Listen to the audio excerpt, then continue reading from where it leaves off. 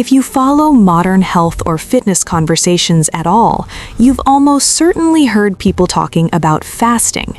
But what actually happens inside your body when you stop eating? And how long do you need to fast before real benefits begin to show? In this video, we'll walk through what happens in your body step by step, from the moment you finish a meal to what occurs after 48 hours without food. Hey everyone, I'm Colin, and this is MindHive, an online learning platform focused on helping you understand your biology so you can live longer, stronger, and happier. We post new videos every week, so if you find this content useful, consider subscribing, liking the video, or sharing your thoughts in the comments. Before we begin, a quick note of caution: fasting isn't for everyone.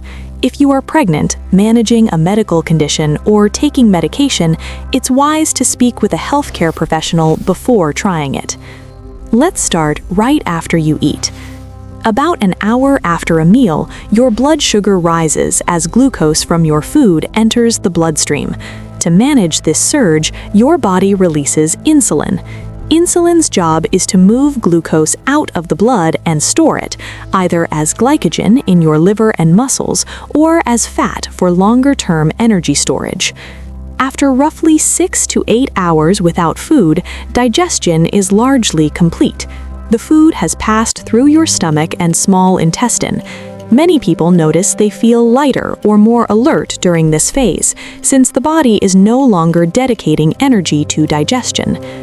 At around 12 hours, you officially enter a fasted state.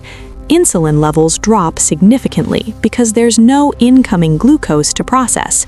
This is a major metabolic shift. Once insulin stays low for long enough, your liver begins converting stored fat into molecules called ketones.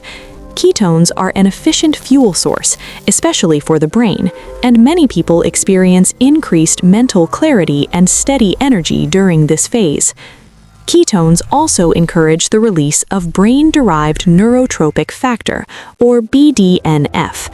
This compound supports the growth of new neurons and strengthens connections between existing ones, an exciting area of research for memory, learning, and protection against age-related cognitive decline.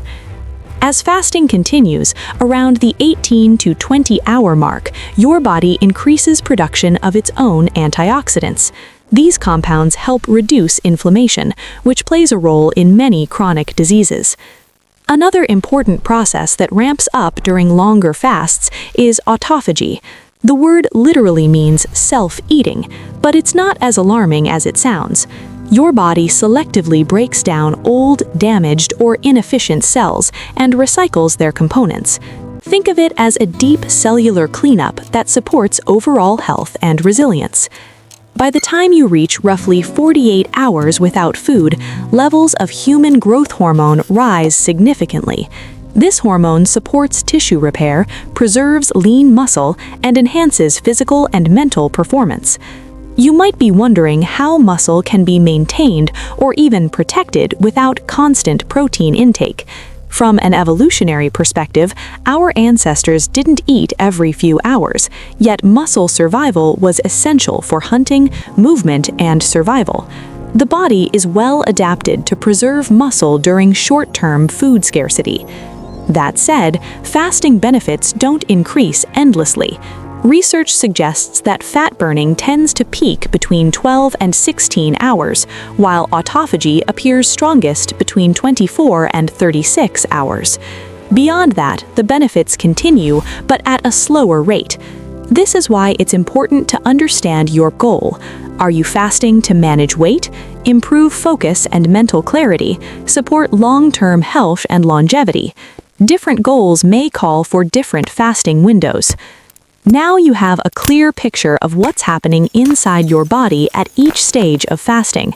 With this knowledge, you can make informed decisions and choose an approach that fits your lifestyle and health goals. If you found this video helpful, don't forget to like, subscribe, and check back for new content every week. Until next time, stay curious and happy hacking.